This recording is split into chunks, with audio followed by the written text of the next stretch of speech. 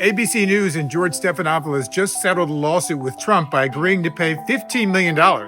Last month, MSNBC Trump critics Joe Scarborough and Miko Brzezinski flew to Mar-a-Lago to kiss the ring. Before that, the LA Times and Washington Post owners both killed editorials planning to endorse Kamala Harris. The Times also suppressed articles critical of Trump and hired conservative Republican Scott Jennings. And Time magazine just made Trump their man of the year. It's no wonder Trump is threatening to sue more news organizations and journalists who criticize him, because it works. 4 years ago, Trump tried to overthrow democracy by inciting a mob to take over the U.S. Capitol. This time, it's worse. They no longer need a January 6th-style insurrection to undermine our institutions. America is slowly sleepwalking into authoritarianism by voluntary compliance. Billionaire Mark Zuckerberg, the co-founder of Meta, which owns Facebook, Instagram, and Threads, is donating money to Trump's inauguration. He joins billionaire Jeff Bezos of Amazon and the Washington Post, and OpenAI CEO Sam Altman. With TikTok scheduled to be banned next month, Trump has flip-flopped again.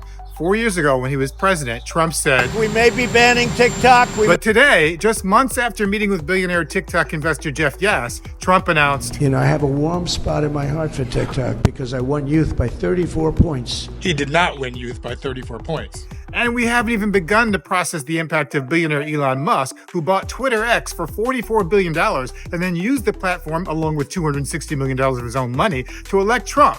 That feels like a $44.3 billion in-kind contribution to Trump's campaign. And Musk got rewarded with a self-serving government post that could empower him to benefit his own companies, punish his competitors, and promote his own crypto brand. Aside from the conflicts of interest and potential for corruption, we're now approaching what looks like state-controlled media in the U.S., with Twitter run by Trump ally Musk, Truth Social under Trump's own thumb, and major media and social media outlets afraid to speak out against him or trying to curry favor with him. That means Twitter, Facebook, Instagram, TikTok, Threads, ABC News, the Washington Post, the Los Angeles Times, and other news organizations may now be compromised, along with the newly emboldened right-wing media sphere of Truth Social, Fox News, and numerous other Trump-supporting news sites. In the years before he ran for president, Trump and his companies were involved in 4,000 lawsuits and sent countless threatening cease and desist letters to journalists and critics. He sued a bartenders union, a comedian, a yoga instructor, and a former Miss Pennsylvania contestant for saying things he thought were defamatory. He sued an author who questioned whether he was really a billionaire. He sued a newspaper critic who didn't like one of his buildings. He filed a frivolous lawsuit against Hillary Clinton 2 years ago, and this year he even sued CBS for airing a 60 Minutes interview of Kamala Harris during the campaign. And now the ABC settlement will only embolden him to threaten more journalists. The final poetic injustice of the transition is that Trump's inauguration will take place on January 20th,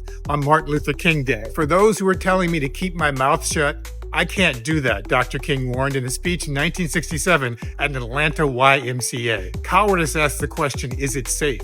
Expediency asks the question, is it politic? Vanity asks the question, is it popular? But conscience asks the question, is it right? And there are times when you must take a stand that is neither safe, nor politic, nor popular, but you must do it because it is right. This is that time, America.